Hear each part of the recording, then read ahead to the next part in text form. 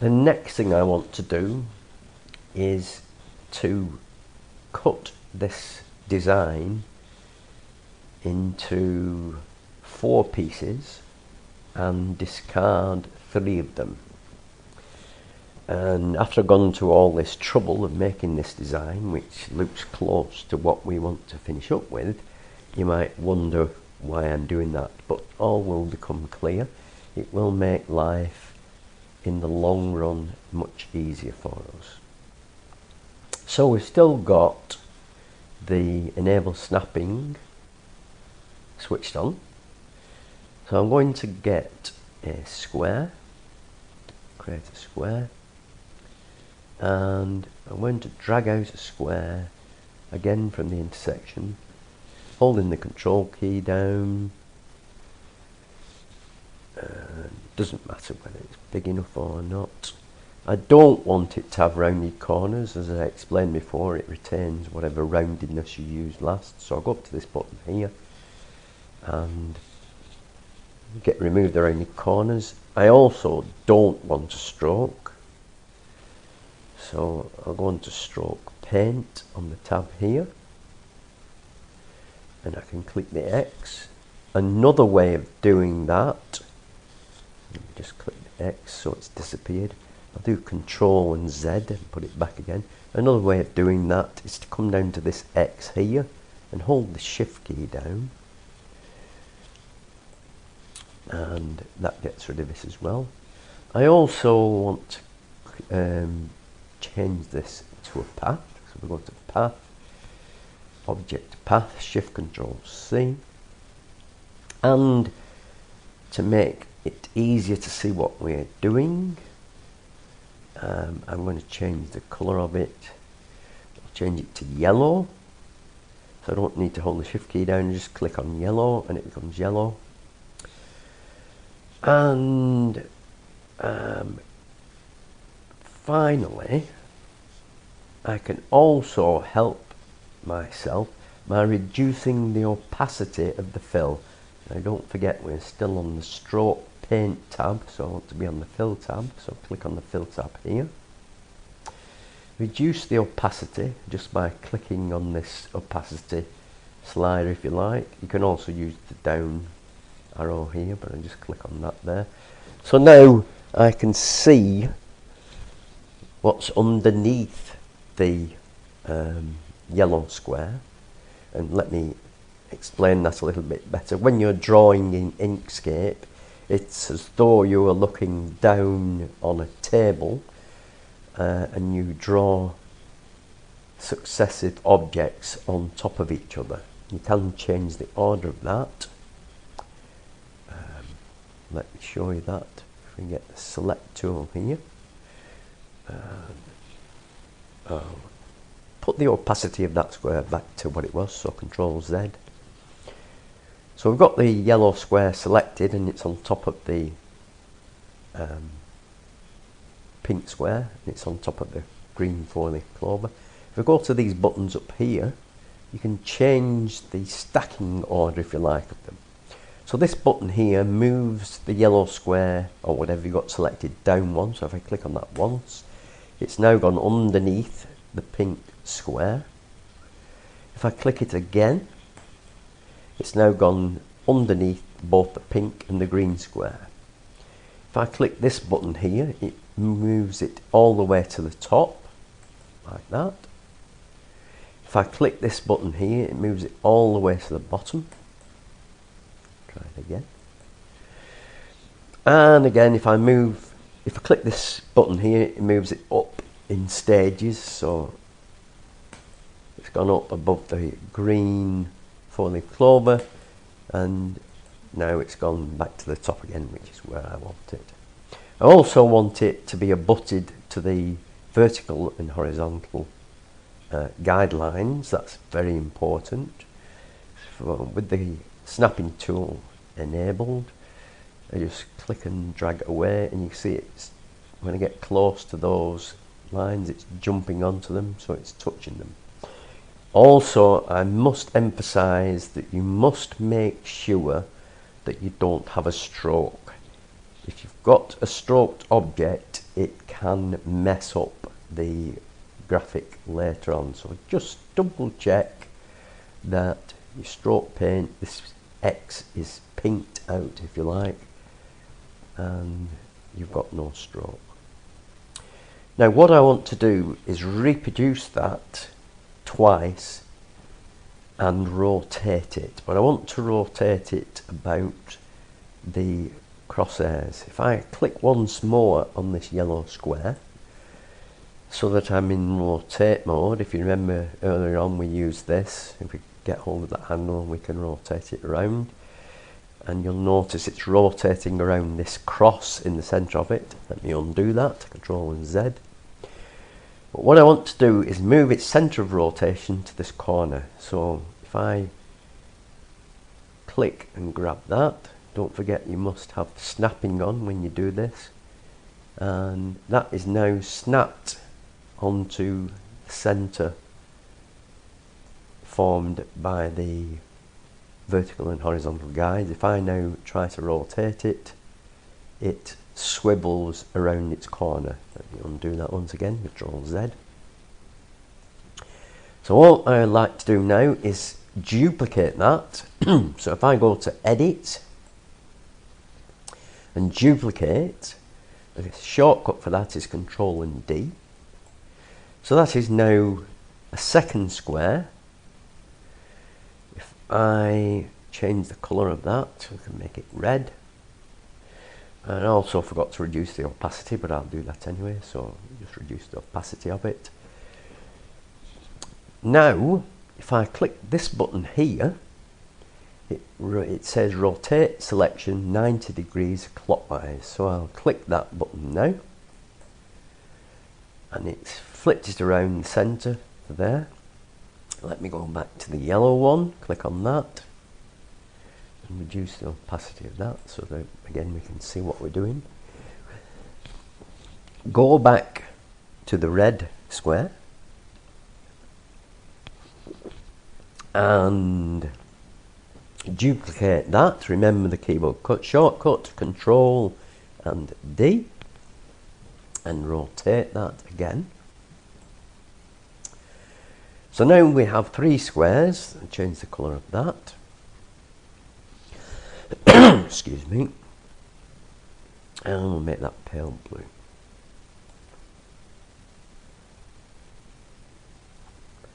Now what I need to do is combine all these three squares into a single path. And that's what is known as a Boolean operation. If you want to Google bool, it will explain logic functions, but we will be using several Boolean operations, which I will explain as I go along. So we've got blue, pale blue selected. Hold the Shift key down, select the red square, hold the Shift key down again and select the yellow square. So all those three are now selected. If we go to Path and Union, and the keyboard shortcut for that is Control Shift and plus, sorry, Control and plus. And when I was talking about Boolean operations, these are the different Boolean operations here: union, difference, intersection, exclusion and division.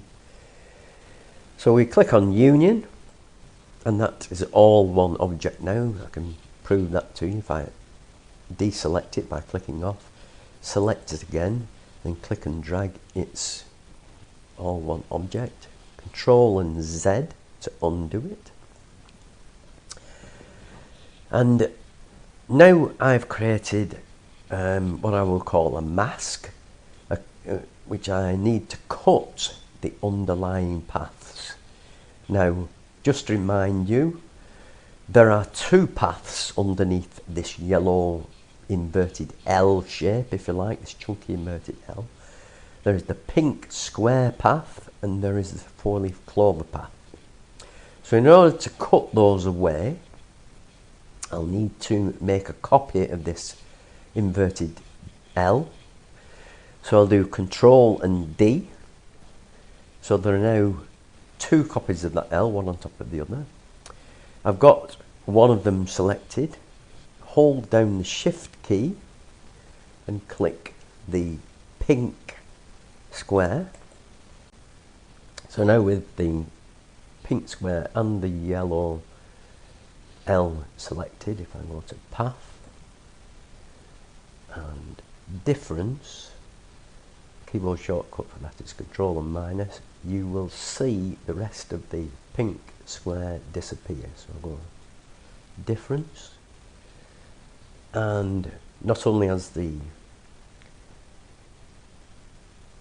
3/4 of the pink square disappeared, but also one of the yellow L-shaped masks has disappeared.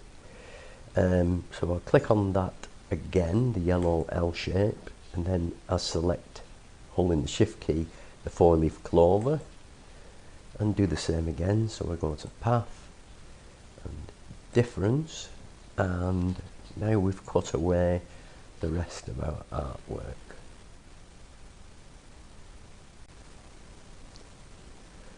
So before we go any further, I think I will save this.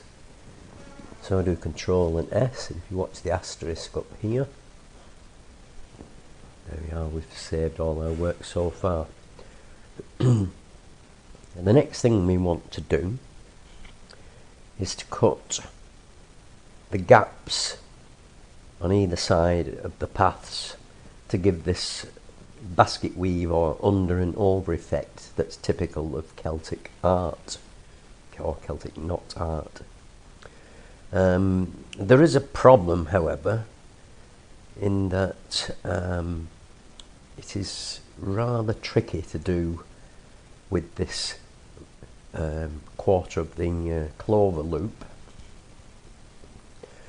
So what I do is to split this into two parts. So we'll do that next. And before we do that, I'm going to click on the pink boomerang shape, we shall call it from now on, and send that to the bottom. You can bring it back later. So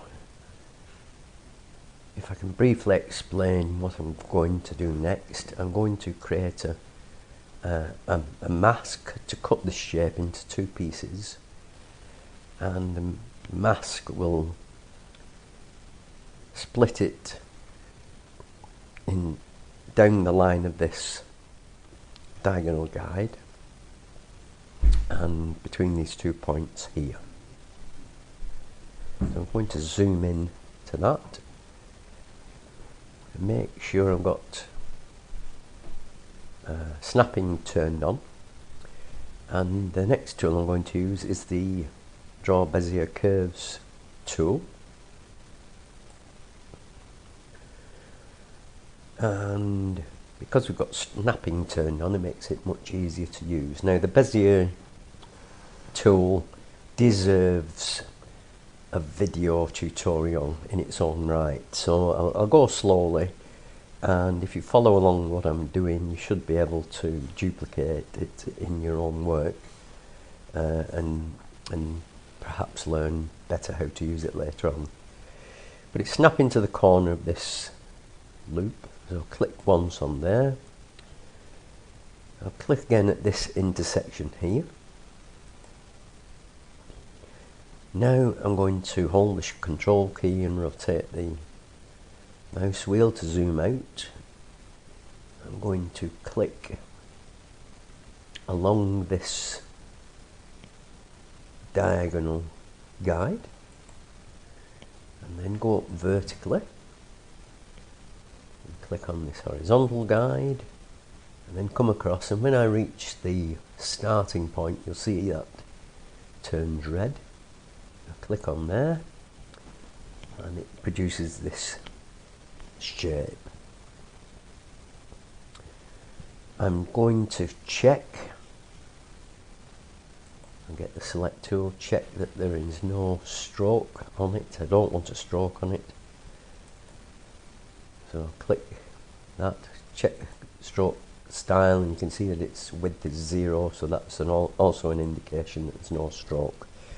Now I need to zoom in to this edge here so that I can match the curve of this part of the clover leaf. So hold the control key down and rotate the mouse wheel. Now that shade of blue is not a very good contrast with the green, so let's see if we can find something different. Let's try red. Yeah, that's a bit better. So I'll get the Edit Paths by Nodes tool, and I'll zoom into this area here very closely, and if I click on the edge of this red shape that I've drawn and pull it across, it snaps nicely to the edge of that green line. If I zoom out, that's actually made quite a good match there.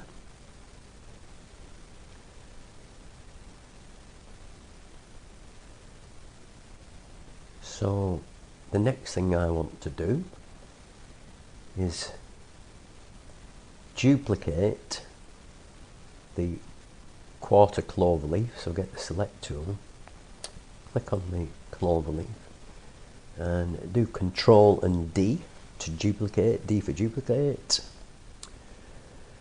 And I'm going to turn that grey so that I know it's a duplication and not the original green one. So click on this grey here, send it down one level, and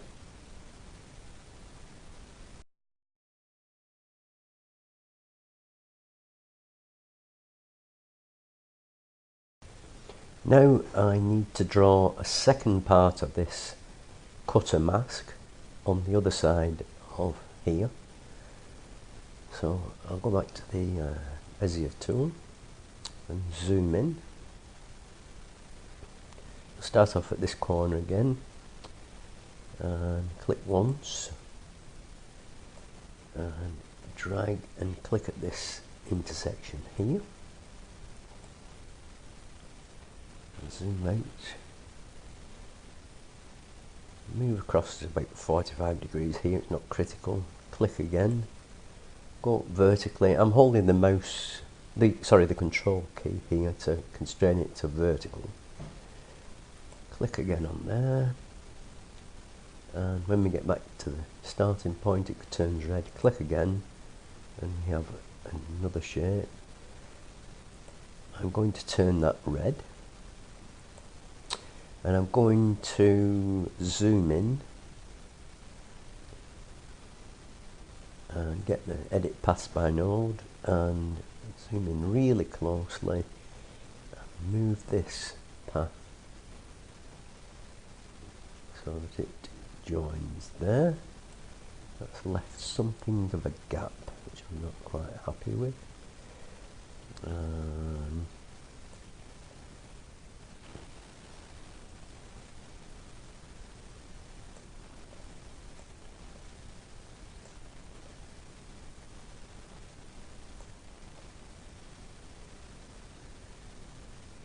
So I'm just going to click on this here, this node, and use this handle here to slightly adjust it in, just a touch. It's not allowing me to do it because the snapping's turned on, so I'm going to do this manually. I'm going to turn snapping off, zoom in closely, and drag this across.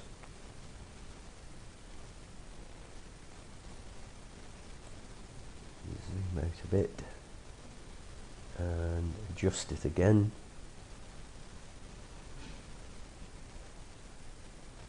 I'm going the wrong way, I think.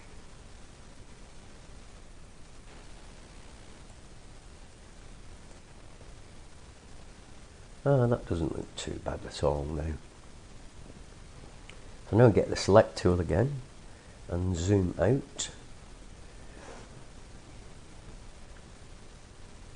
you can, after we've made these cuts, adjust the final shapes by hand. So if you don't get this totally accurate the first time, you will have an opportunity to correct it afterwards. So now I want to join this red shape here with the other red shape there. So hold the shift key down and click on the other red shape, and then go to Path and Union. Now the next thing I want to do is a path intersection, and that's another Boolean path function. So this is it doesn't show it very well, so I'm going to move across here and create a shape. Let's get a star shape, and just bear with me while I correct that. Okay. And we have a nice 5-pointed star.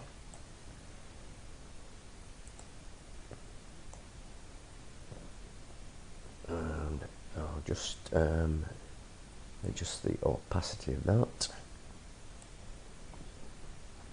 And now I'm going to change that to a path. I'll go to Path, Object Path, and if I click on the Edit Paths by Nodes tool, you can see that it's got these adjuster nodes which we can play with to our heart's content. Just do Control Z twice to put it back to what it was. Get the select key. Now I'm going to just draw a rectangle.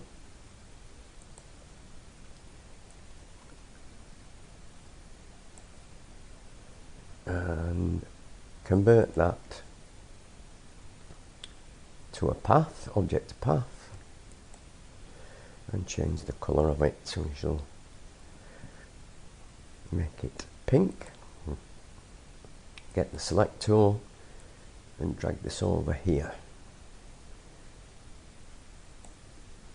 Now if I hold the shift key down and click on the star, then I go to Path and Intersection. Let me just move this over a little bit and you can see it happen.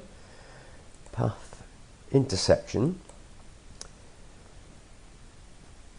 You can see it's cut away all the parts of the star that fell outside of the rectangle, and it's also discarded the rectangle itself. If I do Control Z, you can see that. Let me change the opacity of that. Let's do another one. Let's make this smaller.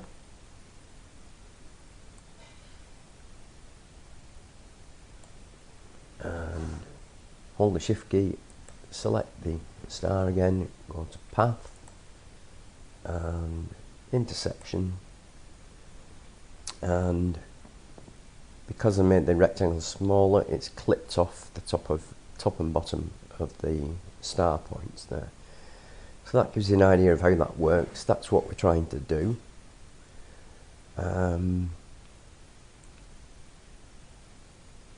If you have, let me go back to the star.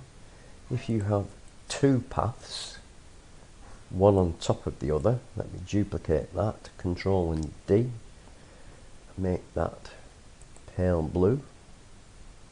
So now we've got two paths there, one on top of the other. Let's make that a bit bigger again. If I want to clip both of those paths, I need to make a duplicate of my cutting shape. So I put that over there. I need to raise that to the top, so I'll click this button here. So that's at the top now.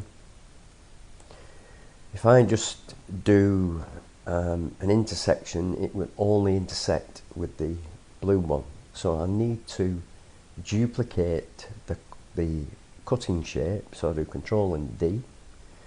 Now I'll hold Shift and clip on the blue star and go to path and intersection, and as you can see it's cut the blue star but it hasn't cut the yellow one, so just do Control Z and Control Z again. Now if I select the pink cutting shape again and select the yellow star and do path, intersection, and the keyboard shortcut is Control and asterisk, now it's cut both of them the same. So that is what I will be doing to my 4-leaf clover design. So I'll just drag a rubber band around these two shapes to select them both. So they're both selected, and I'll hit the delete key and they've disappeared. So let's go back to our drawing now.